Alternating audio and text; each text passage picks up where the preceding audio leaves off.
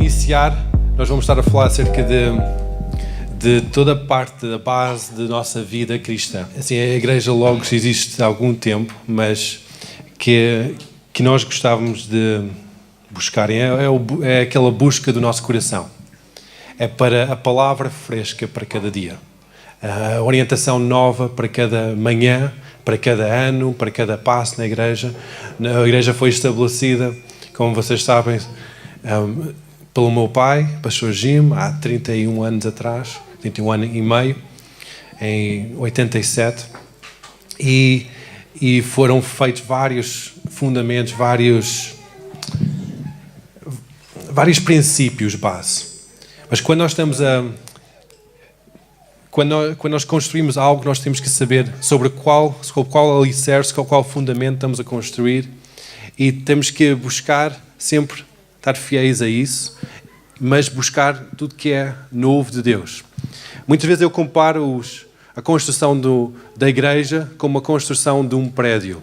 Muitas vezes as alicerces são estáveis, nós temos que colocar alicerces, mas estão debaixo da terra e não tem nada a ver com o que sai fora da terra.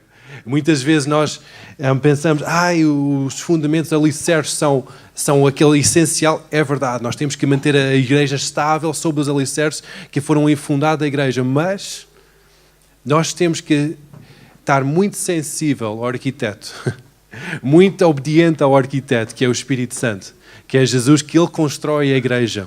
E nós temos que saber qual é que é a novidade, onde é que Ele quer nos levar como igreja. E ao começar, eu quero que nós abrimos a Bíblia em Gênesis 25, versículo 21. Mas antes de ler este versículo, vou só dar a história geral. Nós sabemos todos que Abraão foi abençoado por Deus, vai ser uma grande nação.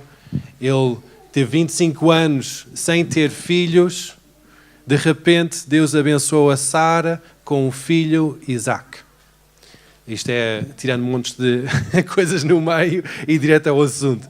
E depois de Isaac cresceu em entendimento, e Abraão, antes de partir, ele diz: olha, eu preciso de arranjar uma esposa adequada para o meu filho. Vai à terra do meu pai e vai procurar, estava a falar com o servo, vai procurar uma esposa para o meu filho. Então o servo faz um juramento a Abraão, diz: olha, eu vou encontrar, mas qual vai ser a evidência disso? Como é que eu vou ver?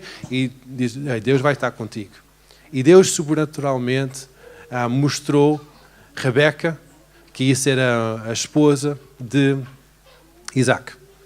Então o servo chega, vê Rebeca, há aquela confirmação divina, e depois diz: olha, tens de voltar comigo para a casa do meu mestre Abraão para conhecer Isaac. Então ele volta. Quando Isaac vê Rebeca de longe, aquele paixão, vê o homem no campo, ela está com todos os servos de Abraão, e há amor à primeira vista. Lindo, maravilhoso. Eles casam-se, aquele casamento feito no céu, casam-se, mas depois passam 20 anos em que Rebeca não consegue ter filhos. Isaac recebeu a mesma promessa que Abraão recebeu, que ia ser pai de multidões, ia ser abençoado em todas as coisas, mas não teve filhos. Rebeca era estéril. Como é que é possível? Como é que é possível? Deus orientou divinamente, houve uma confirmação sobrenatural diariamente, houve aquele casamento feito no céu, e houve a promessa de ser pai de multidões, tal qual o seu pai, mas a esposa estava estéril. E depois vemos aqui em versículo 21. Isaac orou ao Senhor por sua mulher, porque ela era estéril. E o Senhor lhe ouviu as orações, e Rebeca, sua mulher, concebeu. É incrível. Deus Deus não abençoou, Ele declarou bênção sobre a descendência, sobre a nação que ia surgir de Isaac, mas não, aquela bênção não foi assim automática. Ele casa, tem filhos, está tudo bem. Não. Deus esperou e Isaac demorou 20 anos para chegar a este entendimento. Mas Deus esperou que Isaac clamou ao Senhor. Que Isaac clamasse para filhos, que pedisse, orasse para ter filhos. E quando nós estamos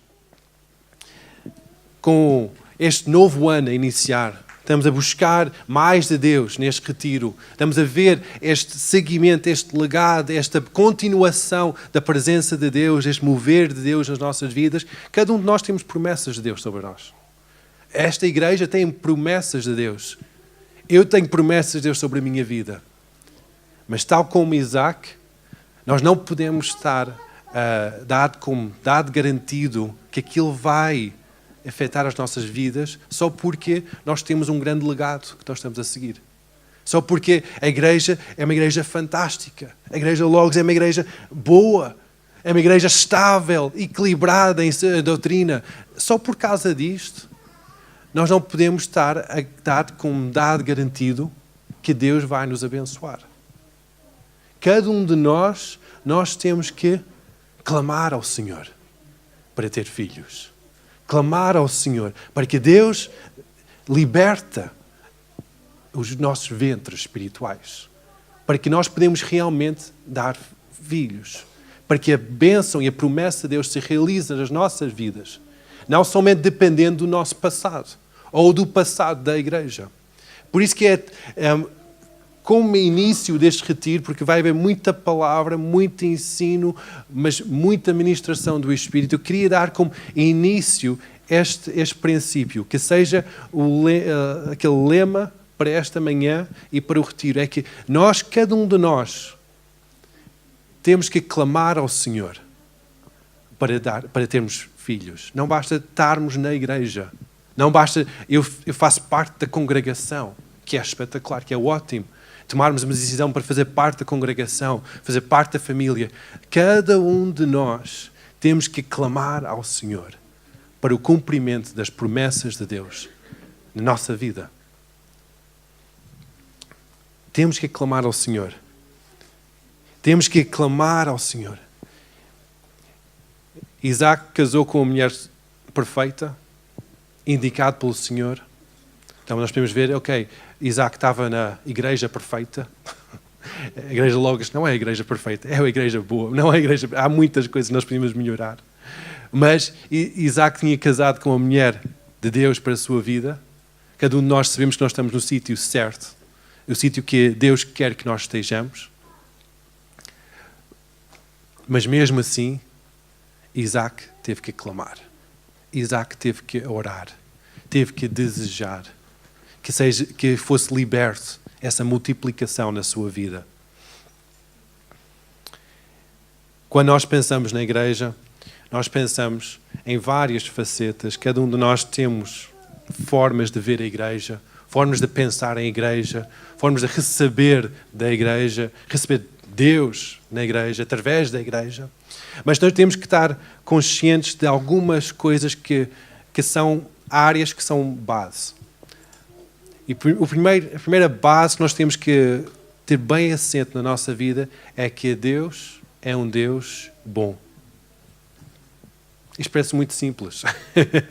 Isto parece muito simples, mas vai muito ao lado de muita coisa que nós estamos ensinados. Muitas vezes nós somos ensinados na justiça de Deus. Nós temos que fazer coisas para obter o seu favor, a sua salvação. Mas temos que estar bem assentes num fundamento da nossa fé que Deus é bom. Ele é bom. Ele quer o melhor para as nossas vidas.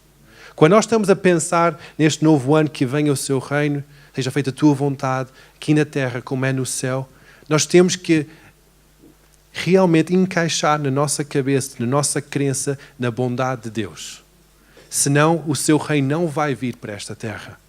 Porque nós estamos a pôr Deus numa imagem de que Deus é conforme esta terra. Mas não é. Ele é bom.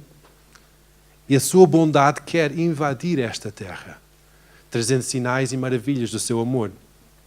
Quando nós pensamos em Deus, nós pensamos que Deus é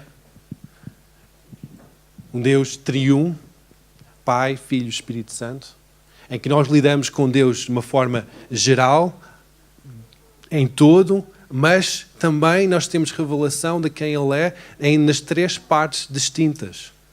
Deus Pai, Criador, Deus Filho, o Salvador, e o Deus Espírito Santo, o Consolador. Está sempre, essas três áreas, nós podemos lidar com Ele de uma forma constante, direta. Ele não é um Deus distante de nós, mas está perto de nós. O Espírito Santo está sempre perto, próximo de nós. Deus Pai é um Pai de amor. Nós não podemos colocar Deus Pai numa caixa de nossa ideia de paternidade, de como é que é o nosso Pai terreno. Nós temos que colocar Deus Pai num patamar superior, que Ele é o Pai perfeito. Ele acredita sempre no nosso potencial. Ele tem sempre esperança sobre a nossa vida. Ele ama-nos incondicionalmente. Quando nós pensamos em Deus, sendo Deus bom, nós temos que pensar que Deus é um Deus bom e que nós somos criados à sua imagem e à sua semelhança. Mais uma área que pode abanar um pouco a forma que tradicionalmente nós vemos fé. Porque muitas vezes nós somos ensinados que nós somos maus por raiz. Mas se nós somos criados à imagem e semelhança de Deus, toda a humanidade é criada de acordo com a imagem e semelhança de Deus. Agora, os desvios que acontecem na humanidade, na corrupção, é a corrupção do pecado inicial. Mas a essência da humanidade é a essência boa, porque é semelhante a Deus. Por isso que quando nós pensamos em venha o teu reino aqui para esta terra, e nós vemos corrupção e maldade nesta terra, vemos doença e opressão, isto é efeitos do pecado original. Não nega a bondade de Deus. Não nega quem Ele é. Só porque a humanidade está corrompida com o pecado, em todas as facetas da humanidade, não significa que Deus não é bom. E que a essência da humanidade não é uma essência boa. Por isso que quando nós falamos com pessoas acerca de Deus, falamos com pessoas que sejam completamente oprimidas com vícios, oprimidas com tristezas, com doenças. Quando nós falamos do patamar da bondade de Deus e que eles são criados à imagem e semelhança de Deus, por trás de toda aquela corrupção. E falamos isso à existência. Falamos à existência a pessoa curada. Falamos à existência a pessoa liberta. Falamos à existência a pessoa completamente renovada. E não ficamos limitados com as circunstâncias que nós vemos. Isto faz sentido? Sim? Quando nós temos de pensar, ok, venha o teu reino, seja feita a tua vontade, aqui na terra como é no céu. Aqui na terra como é no céu. Quando nós vemos evidências da corrupção, do pecado inicial, aqui na terra, nós temos que pensar, essa evidência da corrupção, do pecado, é aceitável no reino celestial? Com Deus é aceitável? Isso existe no céu? A doença existe no céu? Não. A tristeza existe no céu? Não. Então, se nós estamos a fazer uma oração que venha o teu reino, seja feita a tua vontade aqui na terra como é no céu, significa que há um confronto direto aqui com estas duas realidades. Com a bondade de Deus e com a opressão ou o mundo corrompido com o pecado. Por isso, quando nós estamos a orar uma oração dessas, que Deus se manifesta a sua presença, significa que a essência da bondade de Deus que está dentro de cada pessoa vai trazer a manifestação da glória de Deus. Que Deus vai manifestar e vai voltar àquela essência original da pessoa. Por isso que quando nós falamos em salvação é isso. Falamos em salvação. Salvação é essa mudança total do entendimento, que é chamado arrependimento. Arrependimento é essa mudança total de nosso ser. Não é somente a confissão de pecado, mas é a transformação de cada pessoa. A transformação de cada entendimento. A transformação de cada pessoa. Nós recebemos um ensino da parte da religião que diz que nós precisamos de merecer a salvação. Nós temos que merecer, nós temos que tentar ser santo. Mas ninguém consegue merecer. Tu consegues merecer a salvação? Consegues ser bonzinho o suficiente para merecer a salvação? Não. Todos nós somos longe. Somente com o preço que Jesus pagou é que nós podemos ser salvos, perdoados. Salvação, a palavra original, é uma transformação total. É uma renovação, uma recriação total para o estado original. A salvação é criar algo novamente. Por isso que em Coríntios fala que nós somos uma nova criatura em Cristo. Porque quando nós aceitamos Jesus, aquela novidade de vida vem. E nós acreditamos que todos precisam de ser salvos. Não somente os maus, ou não somente os fáceis. Mas todos precisam de ser salvos. Todos precisam de um Salvador.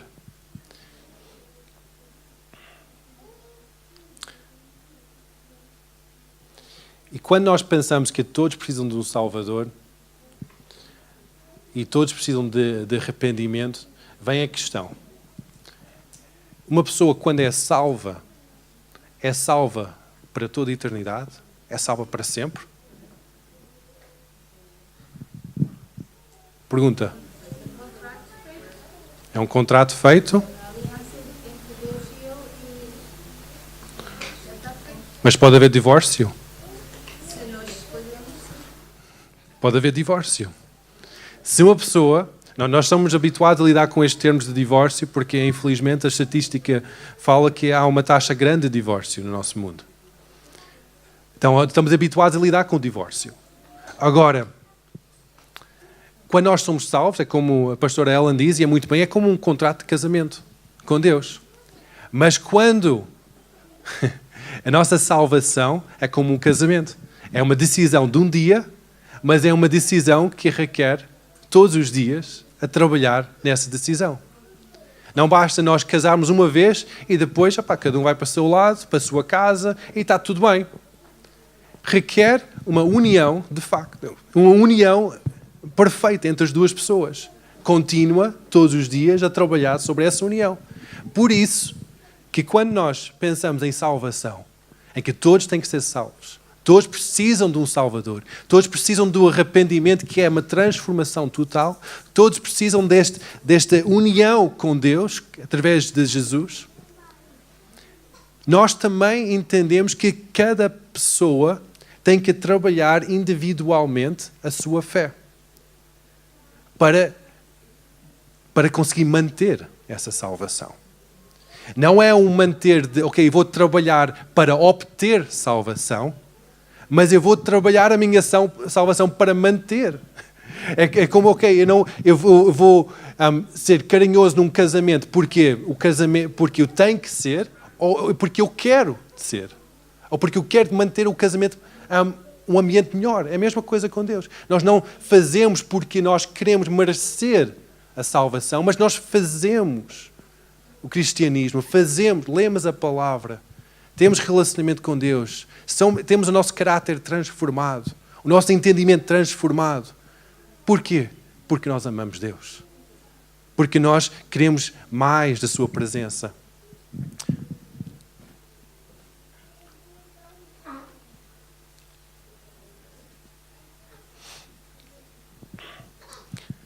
Faz sentido para todos? Respirar um pouco. São coisas relativamente simples, mas é um entendimento que nós temos que estar bem confortáveis, bem seguros neste entendimento, para que muitas vezes vêm confusões em doutrinas deste mundo em que pode confundir a forma que nós pensamos acerca de Deus. Muitas vezes nós pensamos, na forma de justiça, a forma de lei, a forma das ordenanças de Deus, mas temos que estar conscientes de uma coisa: se há leis e ordenanças, logo ali, se há violação da lei e da ordenança, há castigo e logo ali não há amor. E se nós vemos a soma que Jesus fez da lei toda, é amar Deus sobre todas as coisas e amar o próximo como nós mesmos. Por isso mesmo que nós temos que ver que a soma de toda a lei tem que estar enraizada no amor e não na condenação. Muitas vezes, quando nós vemos cristianismo ou religião ou doutrinas da fé, nós vemos uma lei, ordenanças para a qual nós temos que seguir a nossa vida, e se nós não seguimos e não decidimos, vamos levar na cabeça. Vai haver castigo. Mas logo ali, isso é o caminho da condenação, o caminho da morte. Não é o caminho do amor de Deus. Por isso que quando nós pensamos em salvação, nós temos que pensar sempre que Deus é bom. Ele ama-nos incondicionalmente. E quando nós estamos a buscar mais do entendimento de quem Ele é, estamos a ser transformados no nosso entendimento, é sempre com essa base da sua bondade e do seu amor para conosco. E logo ali somos transformados. E logo ali experimentamos a sua liberdade. Nesta liberdade, há uma escolha da nossa parte para ter um relacionamento com Cristo. E quando nós decidimos ter esse relacionamento com Cristo, nós temos que ter constantemente uma posição de transformação do entendimento. Porque nós somos ensinados que nós vamos ter uma religião, mas não é um estilo de vida. Eu vou cumprir alguns rituais ao domingo, diariamente, início do meu dia, ler a Bíblia, vou fazer, mas o ser, não. Eu sou um profissional, eu sou um bancário, eu sou um vendedor, sou um músico, mas filho de Deus não enquadra nessa equação, porque é posto naquela caixa de religião. A nossa religião é somente ao domingo. É somente naquele sítio que nós buscamos e temos uma postura religiosa. Mas esta transformação, esta salvação, é uma mudança total do nosso entendimento. Em que Deus não encaixa numa caixa de religião. Deus não encaixa numa caixa de igreja. Deus não encaixa numa caixa de nosso sacrifício. Não. Ele quer um relacionamento total conosco. Mas como é que nós temos de ter um relacionamento com Ele que é invisível? É partilha da vida total. Em Filemón 2:12 diz que operai a vossa salvação com temor e tremor. A salvação é-nos dada no dia que aceitamos Jesus como Senhor e Salvador, mas tem que ser mantida ao longo de toda a nossa vida.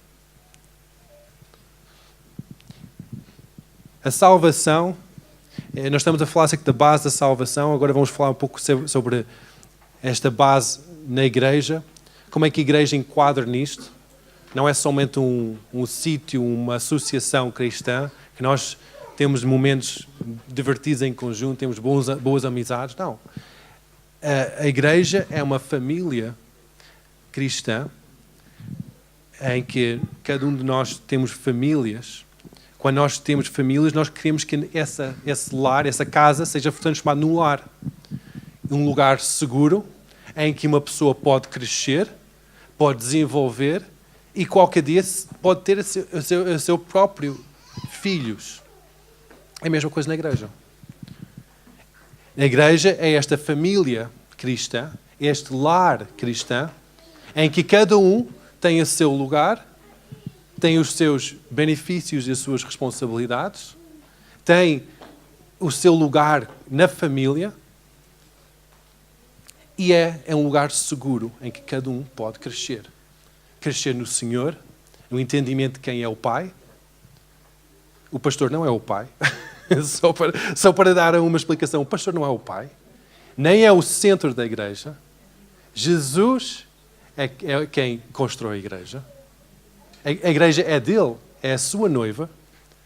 Nós estamos aqui como a sua noiva, em que cada um de nós temos que buscar esta transformação, buscar a nossa salvação com temor e tremor para que nós sejamos puros, uma noiva pura, imaculada perante o noivo, que é Jesus.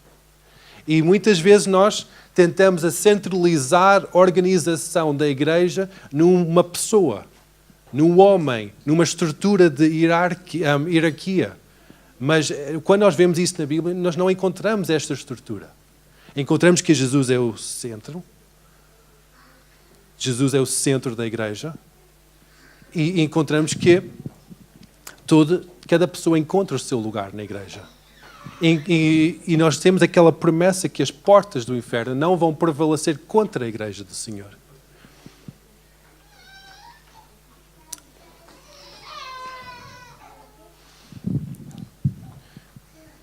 Agora, uma pergunta. Voltando um pouco atrás, vocês estão confortáveis com o facto que uma pessoa pode perder a sua salvação? Eu sei que... Não estás? Ok? Eu não estou confortável também. Eu não gosto do facto que pessoas... Mas eu sei que isso acontece.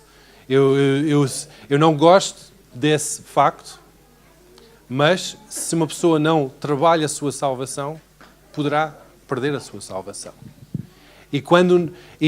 Todos nós conhecemos pessoas, infelizmente, que um dia estavam muito bem e, ao longo da sua caminhada, desviaram completamente e, neste momento, estão uma vida pior do que muitos descrentes. Uma pessoa pode perder a sua salvação se não for trabalhada com temor e tremor. Agora, alguns aspectos da dinâmica de uma igreja, do celebração da congregação. Na Bíblia fala acerca, em Coríntios, fala acerca da Santa Ceia do Senhor. Na Igreja Católica é chamada Eucaristia, em algumas igrejas tradicionais nos Estados Unidos é chamada Eucaristia também, que é basicamente o recordar com ação de graças a obra que Jesus fez na cruz do Calvário.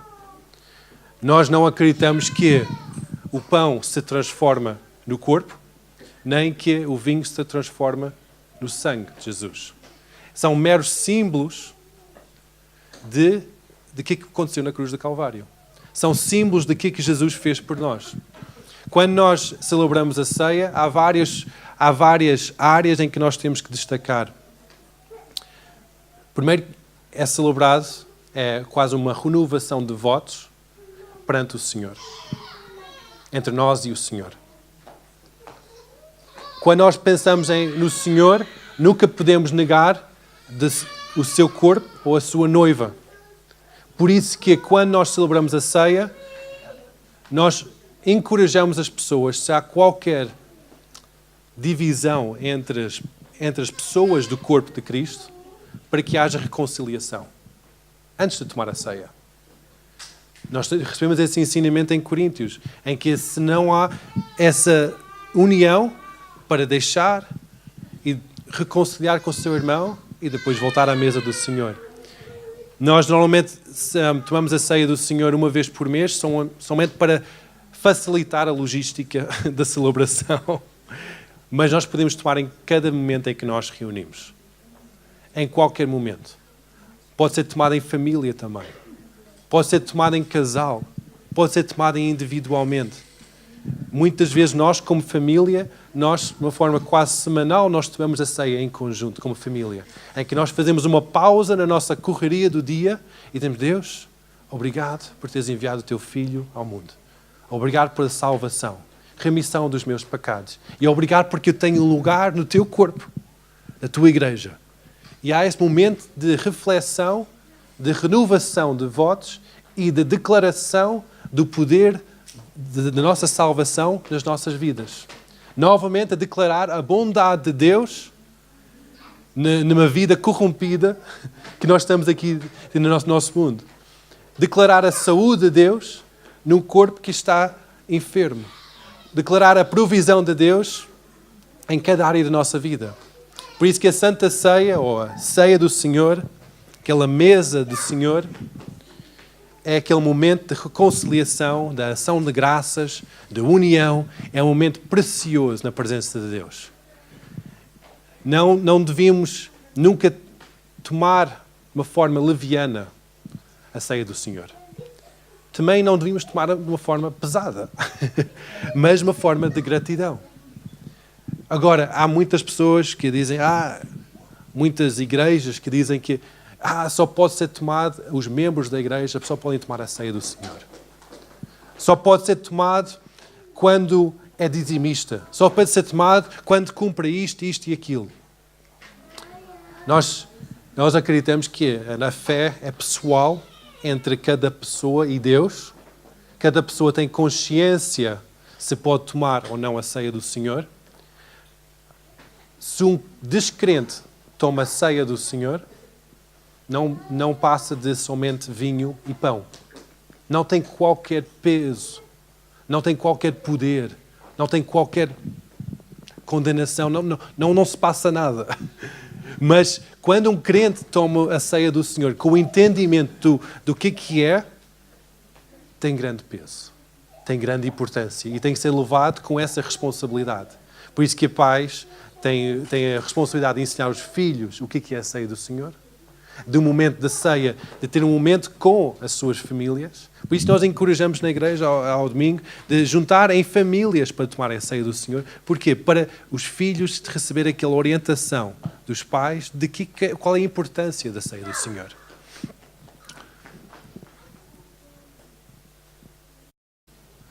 Hoje à tarde nós vamos falar acerca de outras áreas, acerca da dinâmica da igreja em outras áreas.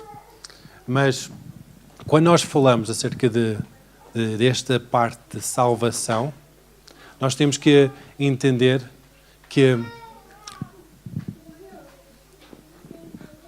Deus é realmente aquele Deus bom. Estou a voltar novamente ao início. Sim, Deus é bom. É uma coisa, eu estava a falar com várias pessoas esta semana acerca disto, e é uma área tão simples. Mas nós, muitas vezes, nós não aceitamos essa bondade de Deus. Nós tentamos limitá-lo com as circunstâncias que nós estamos a enfrentar. E tentamos dizer, ele é bom, mas eu estou neste cenário. Então, realmente, este cenário é adequado para mim. Mas quando nós pensamos na nossa salvação, na nossa transformação da nossa vida, a forma que nós celebramos a nossa vida cristã, a forma que nós estamos em conjunto como congregação, nunca podemos limitar Deus com somente o que nós temos experimentado até agora. Muitas vezes nós experimentamos dificuldade e doença e problemas, ou até as coisas espetaculares na nossa vida. Mas nunca podemos colocar Deus numa caixa dessa situação. Nós temos que sempre colocá-lo por cima de tudo. Por cima de todo o nosso raciocínio mental, toda a nossa experiência emocional, toda a nossa forma de relacionar fisicamente, nós temos que colocar Deus por cima de tudo. Porque Deus é bom. Este mundo foi corrompido com o pecado, por isso que logo ali toda a humanidade é corrompida. Mas nisso não invalida Deus, que Ele é bom. Não invalida a sua presença e a sua vontade para cada um de nós. A sua vontade de transmitir esta bondade da sua essência dos nossos corações. Ele deseja que essa bondade seja manifesta na tua vida, na minha vida. Ele deseja que essa transformação ocorra em cada um de nós. Não basta nós estarmos na igreja, a cultuar na igreja, a concordar com estes princípios, factos, fundamentos. Nós temos que realmente ter o nosso entendimento transformado e dizer: Deus, obrigado por tua bondade. Obrigado porque tu és bom. E obrigado porque tu queres transformar a minha realidade com a tua bondade. Amém? Amém? É o desejo do vosso coração. Cada um de nós temos as nossas batalhas, as nossas dificuldades. E diariamente eu sou confrontado com a bondade de Deus. Diariamente há este conflito. A bondade de Deus ou o meu próprio entendimento, de acordo com as situações em que eu estou a enfrentar. A bondade de Deus ou os desafios emocionais. A bondade de Deus ou os problemas de saúde. A bondade de Deus. E há sempre este conflito. E esta é a base, a forma que nós lidamos com este conflito é a base da nossa salvação. É a base da nossa crença. É a base de como é que nós vemos esta oração: venha ao teu reino. Seja feita a tua vontade aqui na terra como é no céu. É a forma que nós vemos esta fricção, este conflito entre a bondade de Deus e todo o resto que passa à nossa volta.